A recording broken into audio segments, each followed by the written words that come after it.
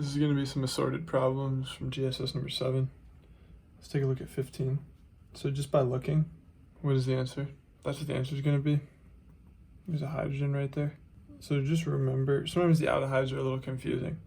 So just, if you forget, just break it into, make it a ketone for a second, just to help you. Maybe there's our ethyl. We're making the acetal right now. You're going to want to be able to work through the mechanism as well as just straight up see it. So when you have the aldehyde, now it's just, instead of having this carbon from here, you just got an H. So it looks a little funny, but that's what the answer would be. We can take a look at 20. We've got a carbonyl.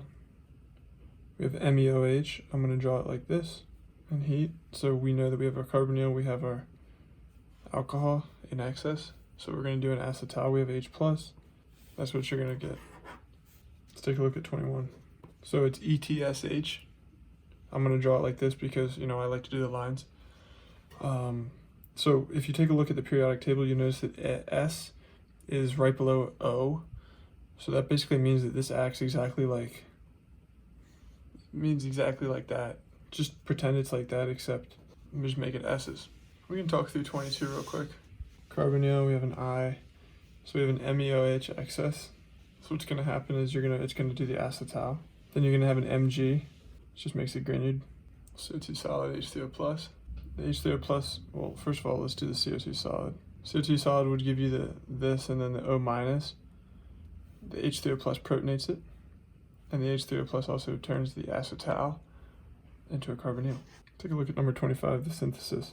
Okay, so we have a bromine, we've got an acetal, and we're going to a carboxylic acid and a carboxylic acid. So you want to think about, okay, we have one carbon added right here, because there's not a carbon right here, but there is one here, so there's one already there. So we're pretty much good there. So we need to figure out how we can get like a carboxylic acid going over here. So let's start by, well, currently this is protected because it's in an acetal.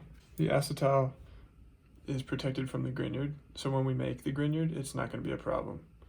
If it was a carbonyl, the grignard would react with a carbonyl, which is not what we want. So let's just go ahead and start by doing some Mg, see where that takes us. I'm not going to be drawing the hydrogen just because I don't feel like it. All right, now let's try, we can try CO2 solid. So I'm going to show you the way I like to do it. That's CO2, like that, because this is nucleophilic, extremely nucleophilic. It attacks.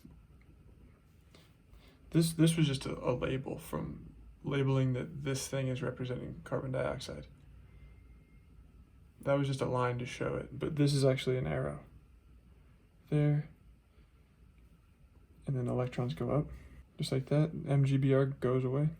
There we are. Now we can do H3O+, and let's see what that gives us. So first of all, it's going to hydrolyze the acetal to a ketone, or to an aldehyde in this case. That's going to be protonated. So we're basically there. We just need to somehow get this to become a carboxylic acid. We can just Jones that, and it'll do it for us. All right, we'll take a look at 26. So you got Mg, it's going to make the grignard. Now you've got this ketone here. Aldehyde, I mean. So this is the nucleophile right there. It's going to attack the carbonyl. Electrons go up. And we get this. So this makes a bond to here. The electrons go up. So we're attaching this carbon to this one. So we're going to have 1, 2, and 3 in our product. So 1, that's what happens.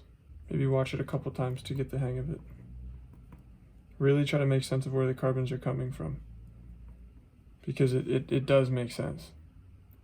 Like this is not something to memorize at all. This is something that you can kind of make sense of. PCC, and that's the end of it. All right, we'll look at 27. So first of all, you notice I put it into the line form. That's MEMGI.